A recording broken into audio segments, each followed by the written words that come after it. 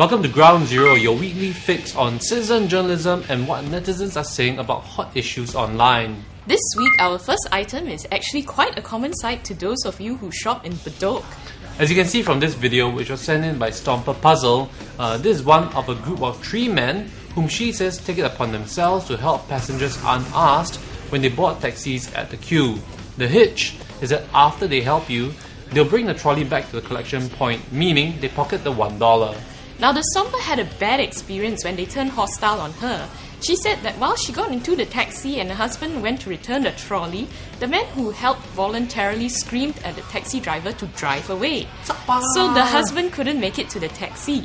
Okay, while that didn't work out, on another occasion, she says after putting her groceries in the car boot by herself, an attendant rushed in and snatched a dollar coin from her hands, and this was while she was pregnant. Wow. Apparently, they also give people who don't hit them the finger. So what are netizens saying? Okay, one Fatboy99 said that, quote, "Wow, good money to keep the $1 lah. Help to push 40 trolleys a day earns you $40. So one lay," unquote. That trolleys are quite heavy. Yeah, but... And another STOMPer, Grace Lim Singapore, said that they are not taxi attendants but are employed as security guards who multitask by taking tips. They are being paid to ensure that no one brings home their trolleys, which is a problem in some supermarkets in Singapore. That's a very interesting thought actually. However, STOMPer Irish Wayfarer thinks that it's just another innovation by the poor and downtrodden. He thinks that this will be added to the list, which includes selling tissue paper and collecting cans from rubbish bins. I mean, okay, Desiree, what are your thoughts? For or against? Well, I'm against this trolley things, you know. But then, on the other hand, at the same time, there are people who steal trolleys because if you just put in $1, you get a big trolley, and people, Singaporeans especially, think, oh, that is a worthwhile thing to do. $1 for a trolley, and they don't care about that. But what do you think? Yeah, and plus, like, there was other articles on Storm that, you know, people bring the trolleys back home, right? And then they use it for an assortment of other things like keeping their shoes in and stuff like that, which is quite unsightly. Okay, I think that if the attendants are meant to keep the trolleys in order, then giving them the $1 isn't such a big deal. You know, I mean, it's just $1 and they're doing a service. But I think they should inform people first, or at least put up a sign to let people know. You know, you can't just expect to take people's money without getting their consent. It's called theft. Yeah, that's quite true. Well, at least these guys are doing a service. According to STOMPer Random Guy, he has had experience with others who don't. He was approached by this man who asked him for $1, claiming that he had no money to take a bus. About 10 minutes later, he approached the STOMPer's friend for another $1. So does that mean he needed $2 to take for the bus fare? No, I don't think so. That's begging. The STOMPer thinks that he was just soliciting funds for his own purposes. Nefarious purposes. Okay, well, netizens have come forth to share their own tales of these solicitations. Okay, and they've come forth in droves. Some are sympathetic, like the genie, who says that they are everywhere.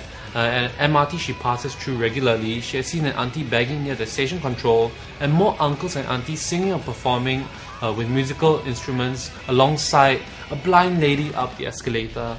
And further up, outside the coffee bean, is this uncle sitting on the floor selling tissues. She asks if there are places that these needy people can be directed to. But some have had bad experiences. Stomping said that he has encountered an auntie whom he gave $2 to because she said she needed to eat. After she ate, he saw her opening up a new packet of cigarettes. Wow, living the high life. And another STOMPer, Speechless, said that his brother gave this old auntie $2 along Circuit Road, and in the end they spot her buying 4D with the donations.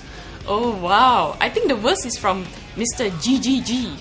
He said that he saw a young man doing this at Hougang Avenue 9, and he was going around asking everybody for $2 to take the bus. Okay, I think if you are old and you are poor, that's fine, because you know, maybe you have a lot of problems and you just want to live a bit happier in towards the end of your life. That's fine. But a young man doing it is sort of a bit too much. I mean, typically, why doesn't he get a job? You know, what do you think? Well, a lot of people in Storm send in these kind of things like, why is this young people begging along the streets or along the overhead bridges, and they are young, they're just sitting there and they're asking for money. Do you think this is a sign of the times that like Singapore is just too, I mean, a lot of people are falling through the cracks, and then you know, they end up feeling so helpless, maybe they don't have a good education or what, and they just want to get like rich, not rich lah, but just live by just coasting and just getting money off the streets. You think so? But then it's not easy to get money off Singaporeans. That's what I think. Okay, that's the flip side, right? Because it actually takes quite a lot to approach people day after day for money. I mean, I can't imagine myself doing it. But viewers out there should know that only licensed buskers and street vendors are legal. Everyone else isn't. If you're unsure, ask them for their certificates, which will be signed by agencies like the NEA. Well, that's it for the first clip. Check out the next one for sports violence.